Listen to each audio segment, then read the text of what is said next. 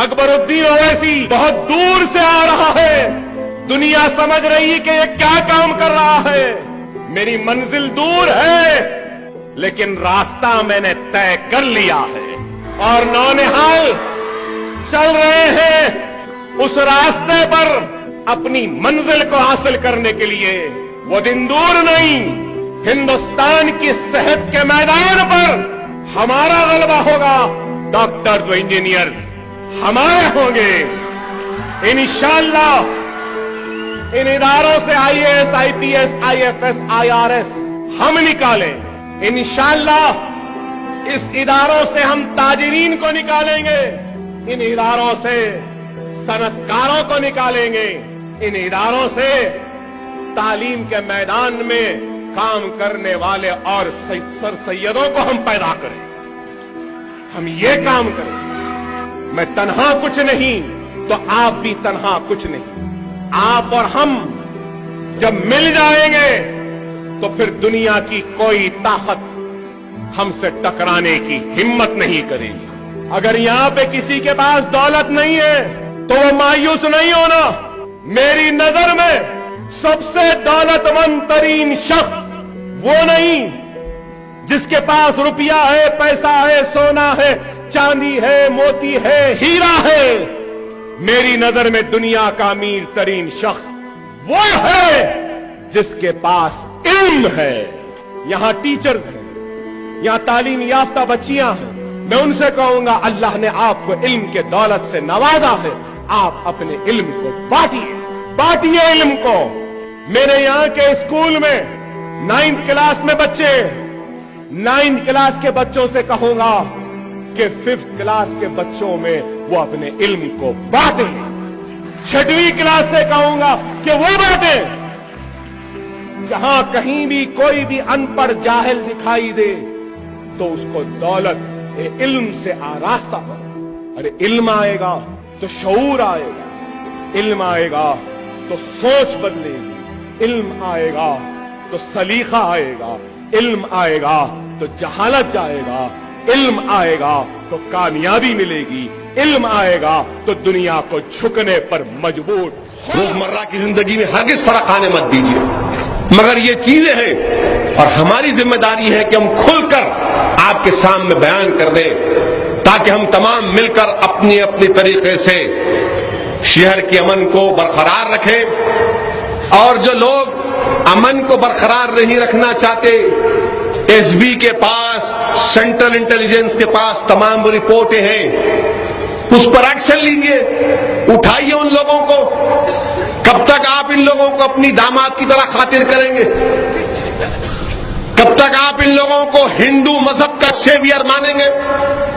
अरे ये लोग जो हिंदू मजहब के सेवियर आप समझ रहे हैं, ये हिंदुस्तान का बेड़ा गर्क करना चाहते हैं, ये हिंदुस्तान को तबाह करना चाहते हैं। ये संघ परिवार के लोग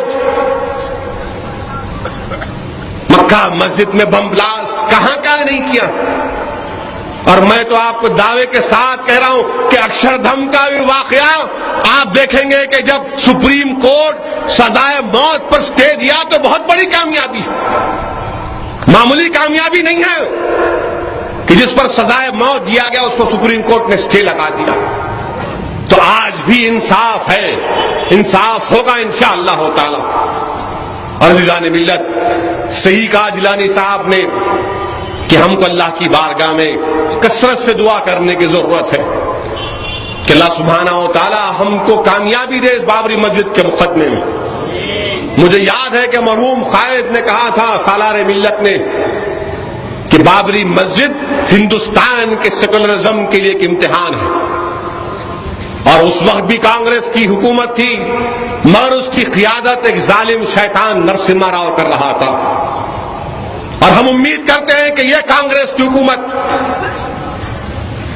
जो आंख खुले रखकर नरसिम्हा राव ने मुसलमानों से दुश्मनी की, संघ परिवार को इजाजत दी, यह कांग्रेस की मरकजी हुकूमत उस तरह की गलती को नहीं दोहराएगी।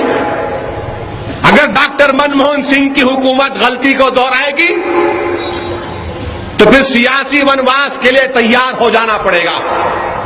हम किसी के मोहताज नहीं हैं। سیکولرزم کو زندہ رکھنا صرف مسلمانوں کی ذمہ داری نہیں ہے کانگریس والوں، سیکولرزم کو زندہ رکھنا ہر ہندوستانی کی ذمہ داری ہے، چاہے وہ ہندو ہو، مسلمان ہو، سکھ ہو، عیسائی ہو۔